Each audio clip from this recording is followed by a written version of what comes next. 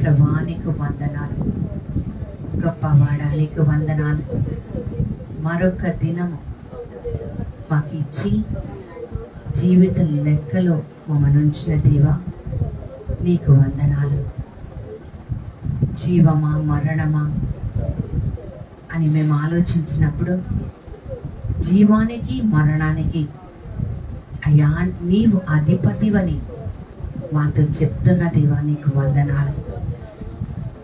మృత్యులోకమా ఆలకించుడి, సాతానుడా నువ్వు అతిశయపడవద్దు, క్రింద పడినను మేము తిరిగి లేస్తాము. విశ్వాసముతో నీలో నిద్రించు వారు నీ రాకడలో తిరిగి లేవనెత్తబడతారు అని మాతో చెప్తున్న దేవా నీకు వందనాలు. మృతులకు జీవం ఉందని, నీతో పాటు జీవిస్తామని మాకు చెప్తున్న దేవా నీకు వందనాలు. ఈ దినమునుతో మాతో మాట్లాడుతుండగా, నాతోనూ వచ్చిన ప్రతి ఒక్క బిడ్డతో మాట్లాడుతుండగా వినగలిగిన చెవులు, గ్రహించగలిగిన హృదయం, స్పందించగలిగిన జీవితం మాకు దయచేయమని యేసు నామమున ప్రార్థించి వేడుకుంటున్నాము తండ్రి. Amen, amen. రెండు చేతులు పైకి దేవుని స్తుతిద్దాం. హల్లెలూయా, హల్లెలూయా, హల్లెలూయా, హల్లెలూయా, హల్లెలూయా, హల్లెలూయా, హల్లెలూయా, హల్లెలూయా, హల్లెలూయా, హల్లెలూయా. Thank you Jesus. హల్లెలూయా, హల్లెలూయా, హల్లెలూయా, హల్లెలూయా. కొంతసేపు కనబడి అంతలోనే మాయమయ్యే ఆవిరి వంటిదిరా ఈ జీవితం, లోకాన కాదేది శాశ్వతం. కొంతసేపు కనబడి అంతలోనే మాయమయ్యే ఆవిరి వంటిదిరా ఈ జీవితం, లోకాన కాదేది శాశ్వతం.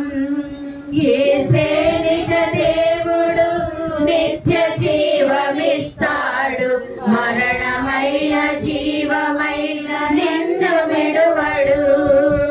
యేసే నిజ దేవుడు, నిత్య జీవమిస్తాడు, మరణమైన జీవమైన నిన్ను విడువడు.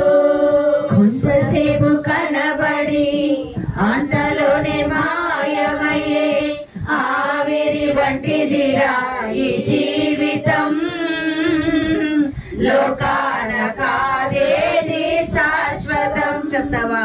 కొంతసేపు కనబడి అంతలోనే మాయమయ్యే ఆవిరి వంటిదిరా ఈ జీవితం, లోకాన కాదేది శాశ్వతం.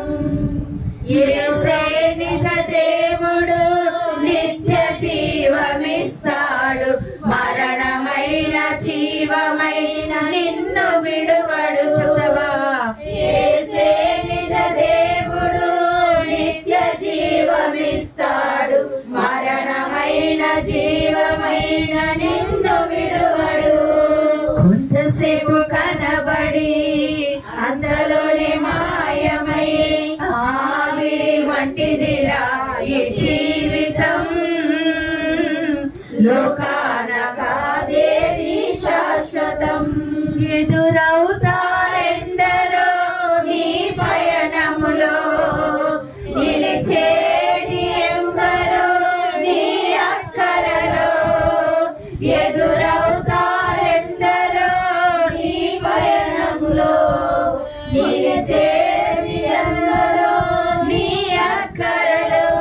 వచ్చేదెవరు అంతం వరకు, వచ్చేదెవరు నీతో అంతం వరకు, ఇచ్చేదెవరు ఆపై నిత్య జీవము నీకు. యేసే నిజ దేవుడు, నిత్య జీవమిస్తాడు, మరణమైన జీవమైన నిన్ను విడువడు. యేసే నిజ దేవుడు, నిత్య జీవమిస్తాడు, మరణమైన జీవమైన నిన్ను విడువడు. కొంతసేపు కనబడి అంతలోనే మాయమయ్యే ఆవిరి వంటిదిరా ఈ జీవితం లోకాన కాదేది శాశ్వతం కొంతసేపు కనబడి అంతలోనే మాయమయ్యే ఆవిరి వంటిదిరా ఈ జీవితం లోకాన కాదేది శాశ్వతం. అవును ప్రభా, కొంతసేపు కనబడితే తర్వాత కల్పిస్తామో లేదో ఇదే మా జీవితం. ఈ కొద్దిపాటి జీవితంలోనే ఆవేశాలు, ఆయాసాలు, స్వార్థాలు, అయ్యా ప్రభా నాది నాది అనే తత్వాలు, కోపాలు, పగలు, ద్వేషాలు ఎంతో మంది ఎదురవుతారు ప్రభా. కన్నవాళ్ళు కొంతమంది, పెంచిన వాళ్ళు కొంతమంది, ప్రభావం చూపేవాళ్ళు కొంతమంది, పాఠాలు నేర్పేవాళ్ళు కొంతమంది, నిందించేవాళ్ళు కొంతమంది, అవమానించేవాళ్ళు కొంతమంది, ఇష్టపడేవాళ్ళు కొంతమంది, అయిష్టంగా చూసేవాళ్ళు కొంతమంది, భారం అనుకున్న వాళ్ళు కొంతమంది, బాధ తెప్పించే వాళ్ళు కొంతమంది, వదిలి ఉండలేని వాళ్ళు కొంతమంది, వదిలించుకునే వాళ్ళు కొంతమంది. ఈ కొద్దిపాటి జీవితంలో ఎన్నో ఎన్నో ఎన్నో అనుభవాలు ప్రభా. ఈరోజు నీ వాక్యం ద్వారా మమ్మల్ని బలపరచండి. ఈ లోకంలో మేము ఎలా నీకు ఇష్టంగా, ప్రజలకు ఇష్టంగా మేము ఎలా బ్రతకాలో అయ్యా మాకు నేర్పించమని యేసు నామమున ప్రార్థించి వేడుకొంచున్నాము తండ్రి. ఆమేన్, ఆమేన్, ఆమేన్.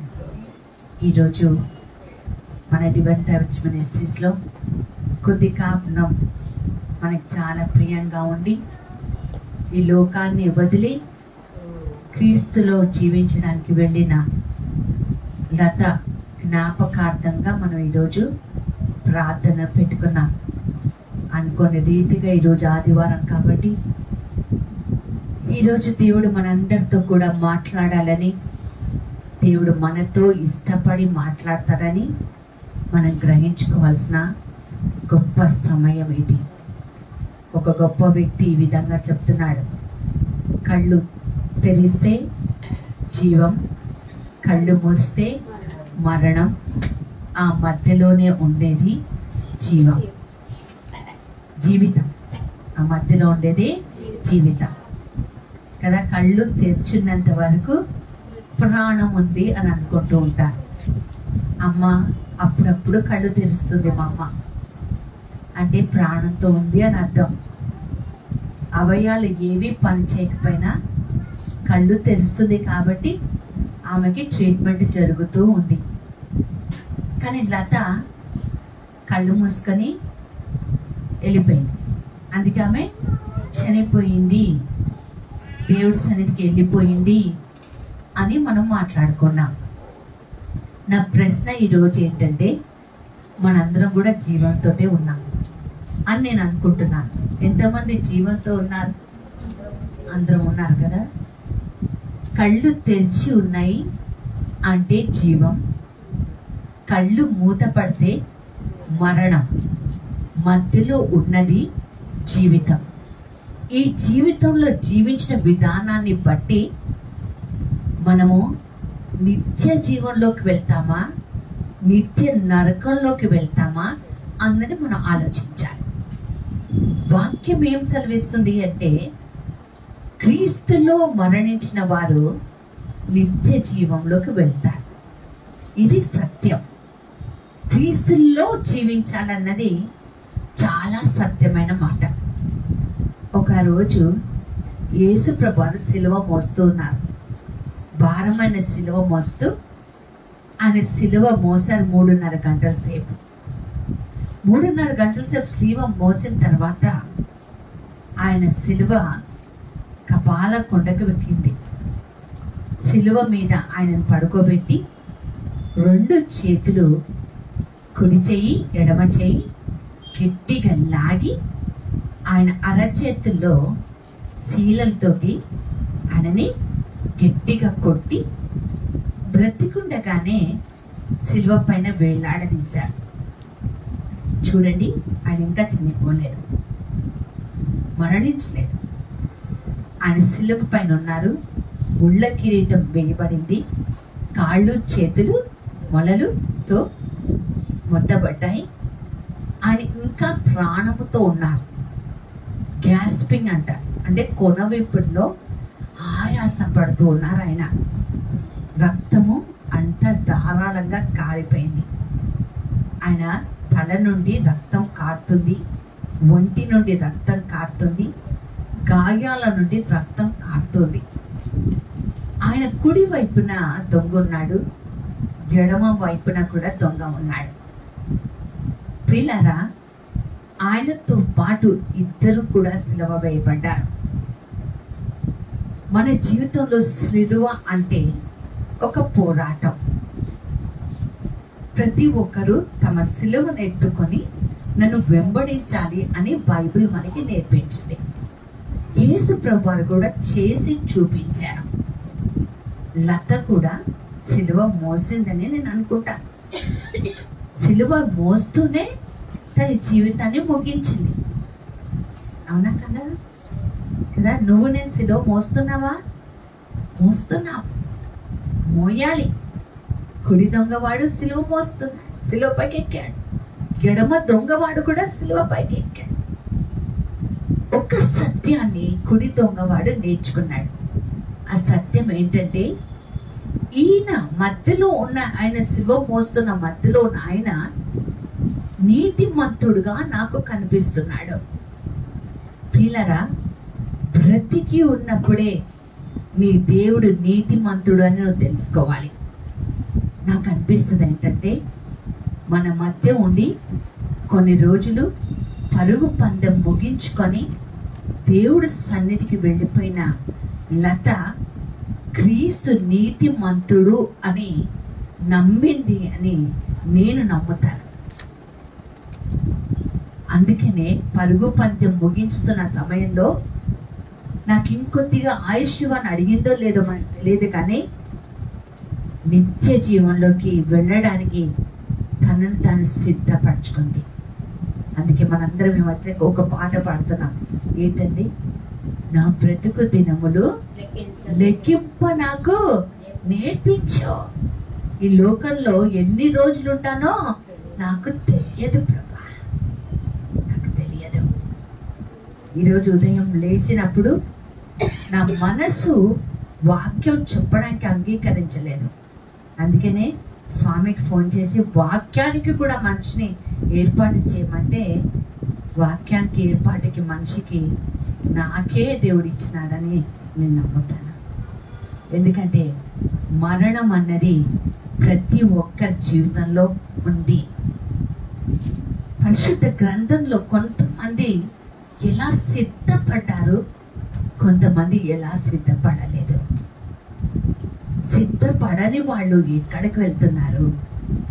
ఈరోజు మనం నేర్చుకుందాం, నేర్చుకోవడానికి ప్రయత్నం చేద్దాం. ఎవరైతే యేసు క్రీస్తులో ఉంటారో, జాగ్రత్తగా వినండి. Reason for our death, what ever it might be, మన మరణానికి కారణం ఏదైతే, క్యాన్సర్ గడ్డ కావచ్చు, బ్రెయిన్ హ్యామరేజ్ కావచ్చు, గుండె ఆగిపోయి కావచ్చు, రోడ్ యాక్సిడెంట్ కావచ్చు, లేదా కూర్చొని మంచినీళ్ళు తాగి కూడా గుట్టుకున చచ్చిపోయే వాళ్ళు కొంతమంది ఉంటారు. ఎందుకంటే ఆఖరిగా మరణించేది గుండె మాత్రమే. అన్ని ఆర్గన్స్, మన ఉన్న ప్రతి అవయాలు ఒక్కొక్కటి ఫెయిల్ అవ్వకుంటూ వచ్చి ఆఖరిగా ఆగిపోయేది గుండెని. అందుకనే గుండె పదిలం అంటారు. గుండె ఉన్నంత వరకు, ప్రాణం ఉన్నంత వరకు. బ్రెయిన్ డెడ్ అయిపోతుండవచ్చు, కిడ్నీ ఫెయిల్ అవుతుండవచ్చు, లివర్ ఫంక్షనింగ్ ఆగిపోతుండవచ్చు, కానీ గుండె కొట్టుకున్నంత వరకు మనిషికి ప్రాణం ఉంటుంది, ప్రాణం ఉంటుంది. ఈ గుండె చాలా పదిలమైంది. గుండెనే దేవుడికి సమర్పించాలి. నీ గుండెనే మోసకరమైంది కూడా. ఒకరోజు దేవుడి సన్నిధిలో ఒక అతను ప్రార్థన చేసుకుంటూ ఉన్నాడు. మీకు ఇదో కథలాగా చెప్తాను. లత జీవితాన్ని కూడా కోల్పించి మా అమ్మ జీవితాన్ని కూడా యాడ్ చేస్తూ చెప్తాను. ఒకరోజు ఒక వ్యక్తి ఈ విధంగా ప్రార్థన చేస్తున్నాడు. అయ్యా, నేను నిన్ను సేవ చేశాను, నిన్ను నమ్మాను, నీలోనే నీ వాక్యంలో నేను ఎదుగుతూ వచ్చాను. ఈరోజు నాకు మరణకరమైన రోగం వచ్చింది. నాకు కొద్దిగా బ్రతకాలనుంది, నా బ్రతుకుని మార్చుకోవాలనుంది. ఎన్నో సంవత్సరాలు దాటిపోవచ్చున్నది, నా ఆశలు నా కలలను వెంబడించుచుంటిని, ఫలాలు లేని వృక్షం వలె ఎదుగుచుంటిని అని ఏడ్చాడేమో. నాకు ఇంకొద్దిగా ఆయుష్ ఇవ్వయ్యా. ఆయన ప్రార్థన దేవుడు ఆలకించి 15 సంవత్సరాల ఆయుష్నిచ్చాడట. ఆయన పేరే హిజ్కియా రాజు. 15 సంవత్సరాలు అంటే ఎంతగా ప్రార్థన చేసి ఉండొచ్చు, ఎంతగా అవకాశం ఏమిటి ఉండవచ్చు. హిజ్కియా రాజుకి 15 సంవత్సరాలు ఇచ్చాడు కనుక నాకు కూడా 15 సంవత్సరాలు ఉన్నాయి అనడానికి లేదండి బాబు. ఇంకొక గడియలో ఏమవుతుందో డాక్టర్ని కలిసిన ఇందాకే ఒక గంట ముందు అడిగాము, అమ్మ పరిస్థితి ఏంటి డాక్టర్ గారు అంటే, మరుక్షణం ఏమవుతుందో తెలియదమ్మా, మరొక నెల కాలం వరకు ఏమవుతుందో తెలియదమ్మా అన్నాడు. నేను దేవుణ్ణే కాదు కదా అన్నాడు ఆయన. కరెక్టే, నేను దేవుణ్ణి కాదు కదా. మైక్ ఇంకోటి ఏదండి, నేను దేవుణ్ణి కాదు, నేను మనిషిని అన్నాడు. కాబట్టి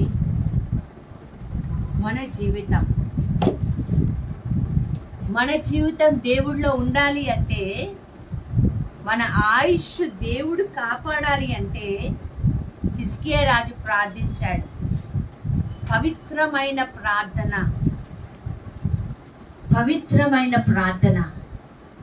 పరిశుద్ధమైన ప్రార్థన, సిద్ధపడే ప్రార్థన.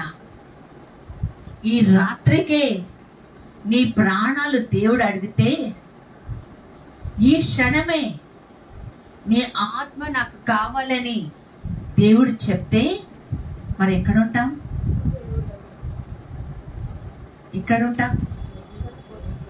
ఆత్మను ఇక దేవుడికి లొంగిపోదామా? నేనైతే ఈరోజు నిర్ణయం చేసుకున్నా. లత మన ముందు ఉండి మనకు ఒక పాట నేర్పించింది. చావు బ్రతుకుల మధ్య ఉండి అమ్మ మనకు ఒక పాట నేర్పిస్తుంది. మరి నేర్చుకుంటున్నామా? మనకి చాలా దినాలు ఉన్నాయిలే అని అనుకుంటున్నామా? ఈరోజు ప్రభుని అడుగుదాం. సత్యం ఏంటంటే, ఆయనలో మరణించిన వారు ఆయనతో తిరిగి లేస్తారు. మొదటిగా లేపబడ్డ వాళ్ళు మరణంలో నుండి వాళ్ళే సజీవులుగా లేవబడతారు. సమాధులు తెరవబడతాయి అని బైబిల్ చెప్తుంది. నిశ్చయముగా లత సమాధి తెరవబడుతుంది, ఆమె లేపబడుతుంది.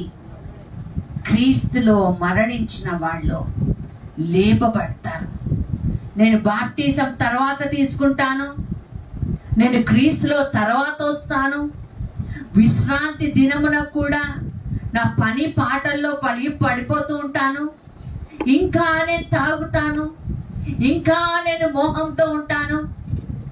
నీ గడిగ ఎప్పుడు ముగిస్తుందో నీకు తెలియదు ప్రియ బిడ్డ, నీకు తెలియదు. మనం మరణిస్తే ఏడ్చేది కుటుంబ సభ్యులకు మాత్రమే కాదు.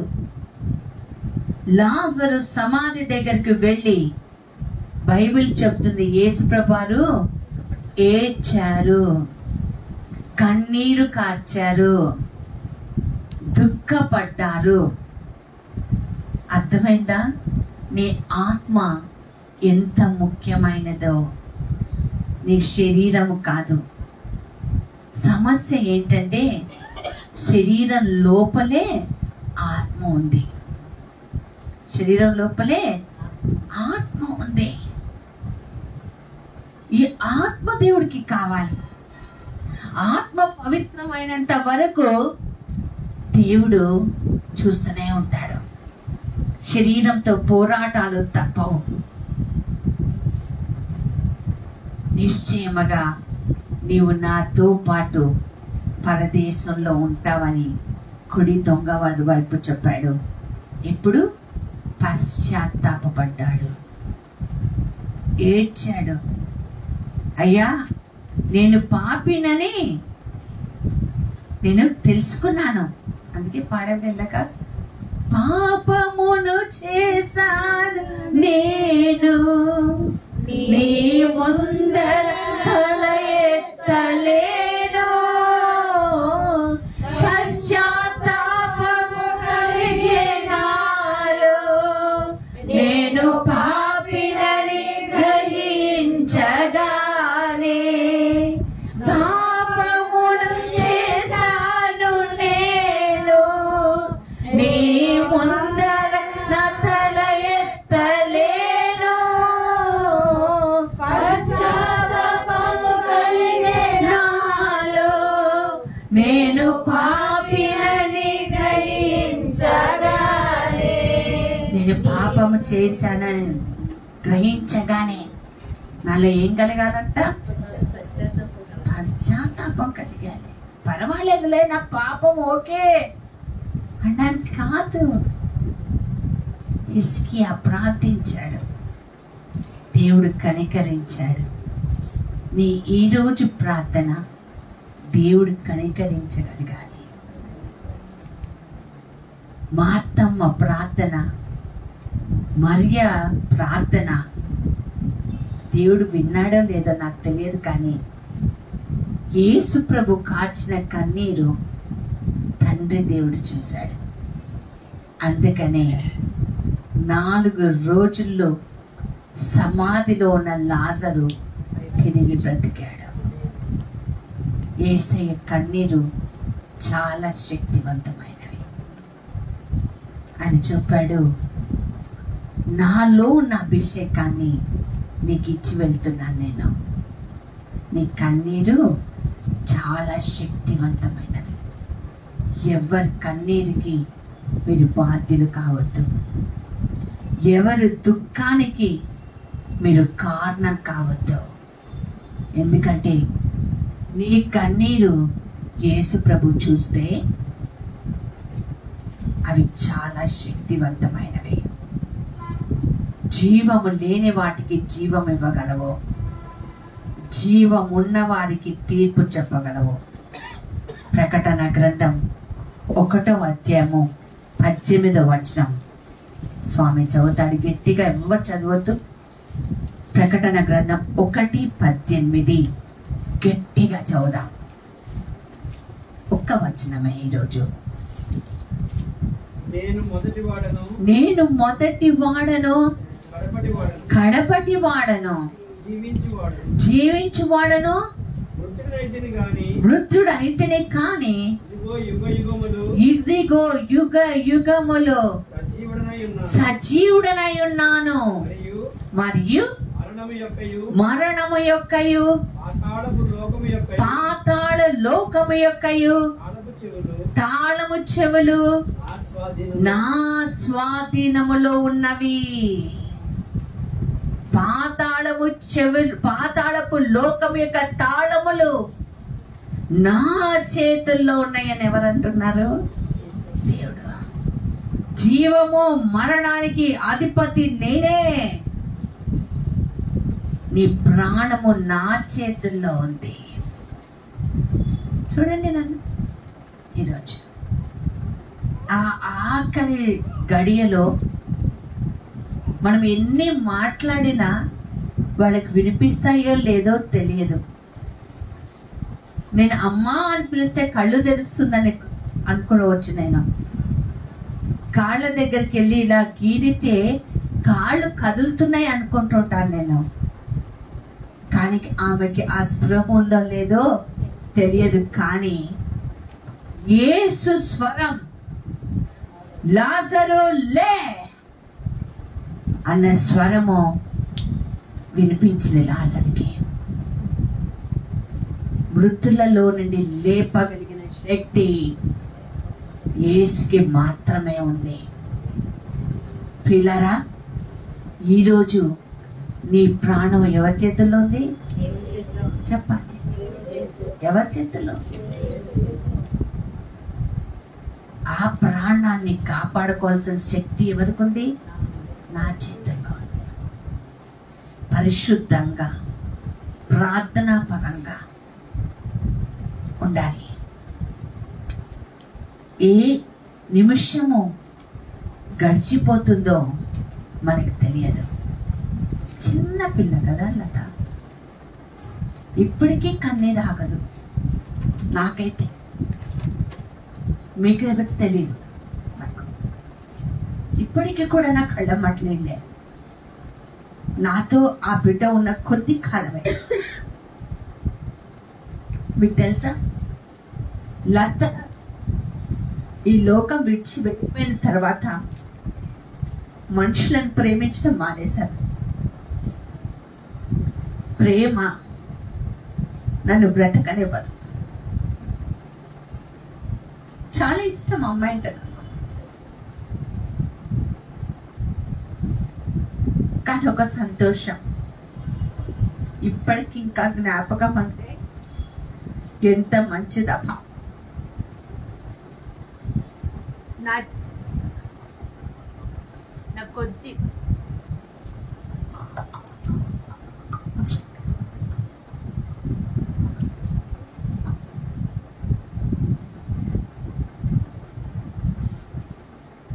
నా కొద్దిపాటి జీవిత అనుభవంలో కల్ముషం లేని వ్యక్తిని చూశాను అంటే లతనే. ప్రేమిస్తే ఏ స్థాయికన్నా వెళ్ళగలదు. ప్రేమను నిలుపుకోగలిగిన వ్యక్తి.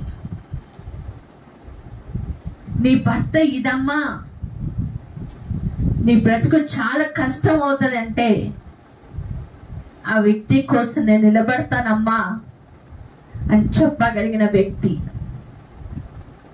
ఆమె.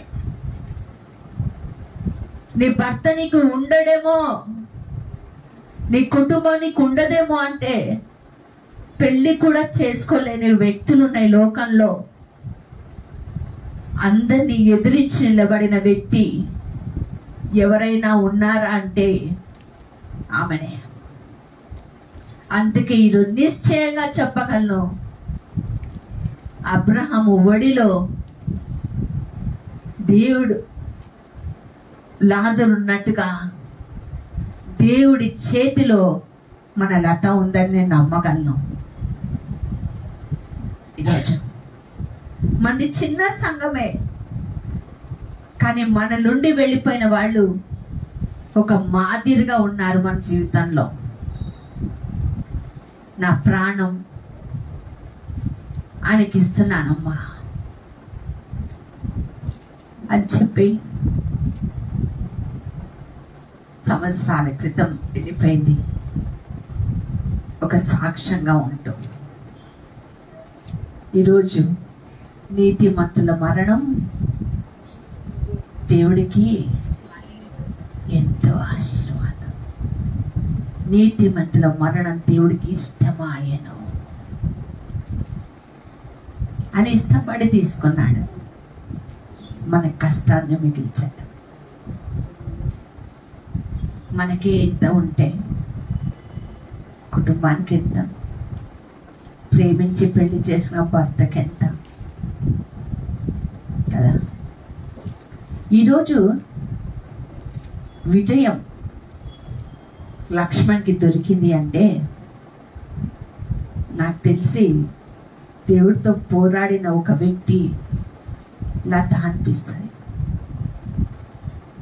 లాయర్లు, ప్రజలు అందరూ ఓకే, కానీ నిజంగా అలాంటి వ్యక్తిని భార్యగా దొరకటం భర్తకి ఎంత అదృష్టం అండి. కోసం ప్రార్థించే ఒక స్త్రీ, నా కోసం నిలబడిన ఒక భర్త, ఒక తల్లి, ఒక తండ్రి, ఎంత గొప్ప. మరియమ్మ లాజరు కోసం ఎదురు చూస్తుంది. మార్తమ్మ యేసు ప్రభు వాళ్ళు రావాలని రోషంతో అడుగుతుంది. నీ ప్రాణం కోసం, నీ జీవితం కోసం ఎవరైనా ఎదురు చూస్తున్నారా? ఎవరైనా ప్రార్థిస్తున్నారా? అలాంటి వ్యక్తులను పోగు చేసుకో. ఈ రోజున వాళ్ళు పోతే నాకు వచ్చేది ఎంత అనే లోకంలో మనం ఉన్నాం. వాళ్ళు వెళ్ళిపోతే వాళ్ళ నుండి వచ్చే లాభాలు ఎంత అని లెక్కలేసుకునే లోకంలో ఉన్న ప్రియులారా మనము. వాళ్ళు పోతే నా కోసం ప్రార్థించే వాళ్ళని పోగు చేసుకోవాలి. స్టెఫెను మరణిస్తే క్రీస్తు ప్రభు ఆత్మను పొందుకున్నాడు. నీ ఆత్మ ఎటువైపు వెళ్తుంది? జీవించిన మరణించిన నేను క్రీస్తు కొరకే అన్నాడు పౌలు. అలాంటి జీవితం, గడ్డి లాంటిది మన జీవితం. మరణం తథ్యం. అయితే ఏంటి సత్యం ఏంటంటే, బ్రతికున్న వాళ్ళతోనే దేవుడు మాట్లాడతాడు. మరణించిన వారికి తీర్పులోకి తెస్తాడు. తీర్పులోకి వెళ్ళకుండా ప్రేమలోకి వెళ్దాం. నేను ఈ రాత్రికే దేవుడి దగ్గరికి వెళ్ళాలంటే సిద్ధపడే జీవితంలోకి మనం వెళ్ళాలి. కృప దేవుడు ఇవ్వచ్చును గాక. ఇంకా ఉంది, ఇంకా నా జీవితం ఉంది, ఇంకా. అందుకనే ఈరోజు దేవుడు ఏం చెప్పాడు? ఈ సంవత్సరం నీతిమంతులు ఇంకా నీతిమంతులుగా బ్రతకాలి, పరిశుద్ధులు ఇంకా పరిశుద్ధులుగా ఉండాలి, అపవిత్రులు ఇంకా పవిత్రంగానే జీవిస్తారు. వాళ్ళ గురించి నీకు వద్దు. ఈరోజు లతను జ్ఞాపకార్థ కూడిక మనం చేసుకుంటూ మరణం నిజమని తెలిసి, when death is reality, how should I live? నేను ఎట్లా బ్రతకాలి? పవిత్రంగా, పరిశుద్ధంగా, ప్రేమగా, సాధ్యమైనంత వరకు ఒకరికి సహాయకులుగా, ఒకరికి మంచి చేసే బిడ్డగా నేను జీవించాలి. స్వార్థమైన లోకంలో, మన కుటుంబాల్లో నాకు అనిపిస్తుంది, రాజు కదా, మీరేమంటారు రాజుని? మీ ఆయన ఏమంటారు? రాజుని అంటారు. సొలొమోను రాజు ఒక మాదిరి. స్వార్థమైన అన్నాదమ్ముల జీవితాలలో సొలొమోను రాజు ఒక మాదిరి, లత ఒక మాదిరి కదా. మన కుటుంబాలు ఒక మాదిరిగా ఉండాలి. ఈ లోకంలోకి వచ్చినప్పుడు ఏమైనా తెచ్చామా? లోకమంతా సంపాదించి ఆత్మను కోల్పోయిన లాభం ఏమున్నది? ఒక్కరోజు ప్రభు ముందు నిలబడి, నేను ఒక్కరోజు ప్రభు ముందు నిలబడి ఏం జవాబునివ్వాలి? ఒకరోజు నిలబడాలి, నేను ఒక జవాబు ఇవ్వాలి.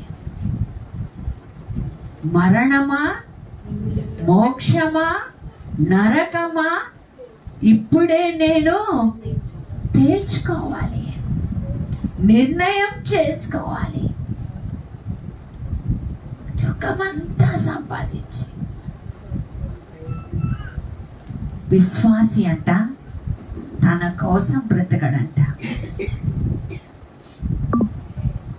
స్వరూప నాకు ఒక విషయం చెప్పింది. లత గురించి.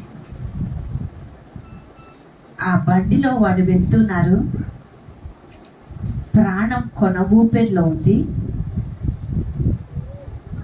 వాళ్ళ నాన్న బెంచి మీద కూర్చున్నాడట.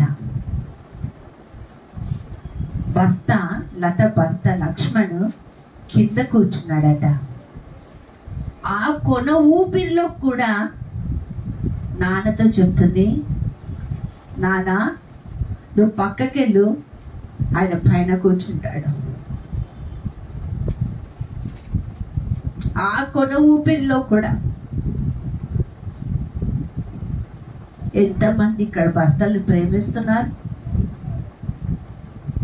ఎంతమంది ప్రాధాన్యత ఇస్తున్నారు.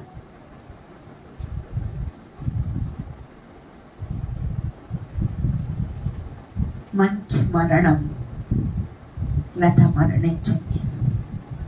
మనకొక మాదిరిగా మంచి పోరాటం మా అమ్మ పోరాడుతుంది, మనకి మాదిరి చూపిస్తాం. ప్రియులారా, ఈరోజు మిమ్మల్ని ఏడిపించడానికి కాదు, నా బ్రతికేంటి, 2-3 రకాల ఏడుపులు ఏడుస్తారు మన గురించి.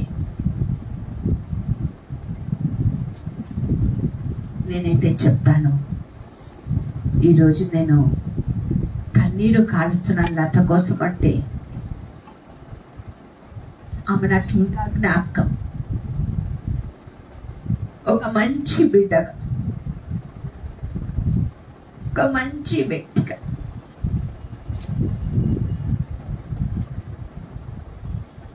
కీడు చేసే బిడ్డగా కాదు, మంచి చేసే బిడ్డగా. మరి మీకు ఎలాంటి జ్ఞాపకాలు ఉన్నాయి? నా మరణం ఎలాంటి జ్ఞాపకాలను మెరుగుస్తుంది? ఆలోచించుకుందామా మన జీవితం గురించి, తొంగి చూసుకుందామా జీవితం గురించి. ఏమి జ్ఞాపకం వస్తుంది ఆరాధనలో? మనం ఆరాధించినప్పుడు మనకి ఏమి జ్ఞాపకం వస్తుంది? జీవమా మరణమా? ఈరోజే నిర్ణయం తీసుకోవాలి. అశాశ్వతమైన లోకంలో శాశ్వతమైన లోకము కోసం మనం పోరాడాలి. ఇది సత్యం ప్రియులారా. జీవం అన్నది తాత్కాలికమే, మరణము నిత్య జీవములోకి మనం చేస్తుంది. నిత్య జీవితం అన్నది శాశ్వతమైనది. శాశ్వతమైన జీవితంలో, అశాశ్వతమైన లోకంలో శాశ్వతంగా మనం బ్రతకాలంటే వాక్యానుసారంగా మనం బ్రతకాలి. నా జీవితాన్ని వాక్యముతో బేరేజు వేసుకోవాలి. అనారోగ్యం ఉన్నా, ఆర్థిక ఇబ్బంది ఉన్నా, శ్రమల గుండా నేను వెళ్తున్నా, సాధ్యమైనంత వరకు కొంతమందికైనా మేలు చేయాలి. అదే మన జీవిత లక్ష్యమై ఉండాలి. అదే మన జీవిత గమ్యమై కూడా ఉండాలి. లత పోరాడింది, నిలబడింది, దేవుడి దగ్గరికి వెళ్ళిపోయింది. ఇంకొంతమంది కొన్ని రోజుల్లో వదిలి వెళ్ళిపోతారు. మనం కూడా వెళ్తాం. ఎవరైనా శాశ్వతంగా ఇక్కడ ఉంటారా? చెప్పండి. ఎవరమన్నా కొద్దిమంది అయినా ప్లీజ్. ఇంకో 10 ఏళ్ళండి గ్యారంటీ అన్న వాళ్ళు ఎవరైనా ఉన్నారా? 10 సెకండ్ల గ్యారంటీ కూడా లేదు. అమ్మ ఉంటుందో లేదో అని భయపడి ఫోన్ కూడా వేరే వాళ్ళకి ఇచ్చేసాను. కాల్ వస్తుందేమో జాగ్రత్త.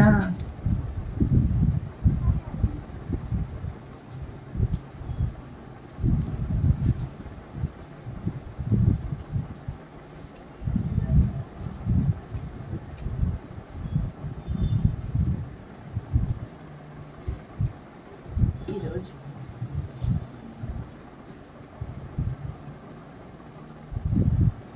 ఒక క్షణం కళ్ళు మూసుకొని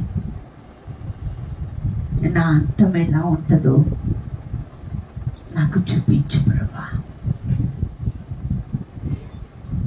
నా బ్రతుకు దినములు లెక్కింపనేర్పము, ఈ దేవా ఈ భూమిలో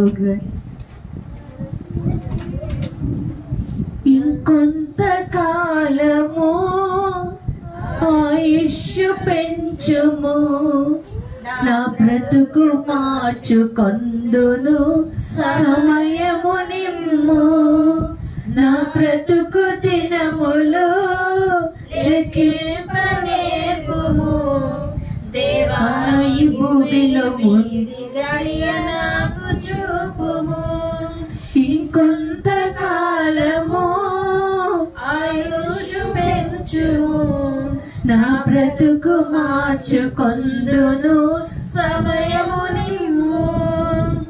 ఎన్నో సంవత్సరాలు నన్ను దాటుపోవుచున్నవి,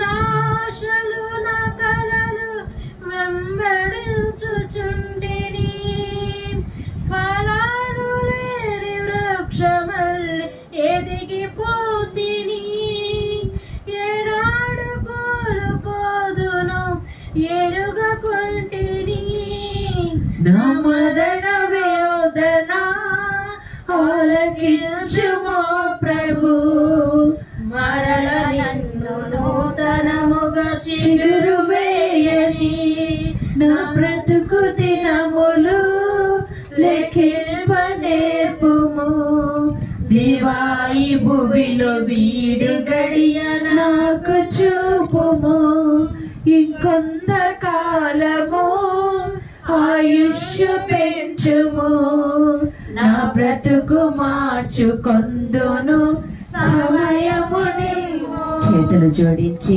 కళ్ళు మూసుకొని ఈరోజు మా ముందు ఉన్న మా జీవితానికి ప్రభా, మేము జీవించే విధానికి అయ్యా మాకు నేర్పించు ప్రభా.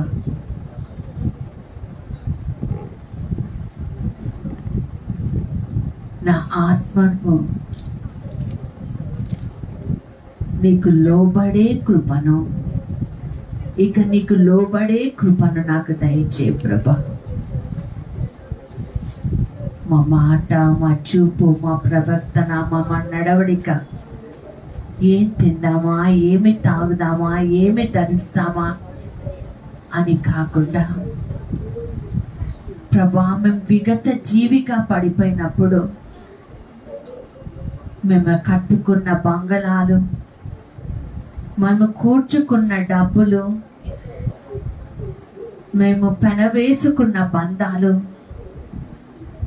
శాశ్వతము కాదని, ఒక విగత జీవిగా మేము పడినప్పుడు మా ముందు నిలబడేవి మంచి చెడు మాత్రమేనని తెలుసుకొని మంచిగా బ్రతికి కృపను దయచేయండి ప్రభా. మంచిని మాత్రమే చేసే బిడ్డలుగా మమ్మల్ని దీవించండి. మంచితనమే పన వేసుకునే బ్రతుకు మాకు నేర్పించండి. మంచి మాటలు, మంచి ప్రవర్తన, మంచి జీవితం, కేవలం మంచి చేసే బిడ్డలుగా జీవించే కృపను దయచేయండి. వెనక గోతులు తవ్వుతున్నామేమో, చెడు చేస్తున్నామేమో, చెడు ప్రవర్తన కలిగి ఉన్నామేమో, ఈరోజు మమ్మల్ని క్షమించి మా బ్రతుకు మార్చండి ప్రభా. నీ కృపలో మమ్మల్ని దీవించండి. లక్ష్మణ్ణి, కుటుంబాన్ని ఆశీర్వదించండి. మంచి బిడ్డ, మంచిని మాత్రమే నీ తీసుకుంటావు ప్రభా. మేము ఈ లోకంలో ఇంకా ఉన్నామంటే మేము సరి చేసుకోవాల్సింది చాలా ఉంది కదా ప్రభా. సరి చేసుకొని జీవించే కృపను మాకు దయచేయండి. మా ఆత్మలో పరిశుద్ధత దయచేయండి. మా శరీరం సజీవ యాగముగా మీకు సమర్పించుకునే కృపను దయచేయండి. మంచితనము మాకు దయచేయమని యేసు నామమున ప్రార్థిస్తున్నాను తండ్రి.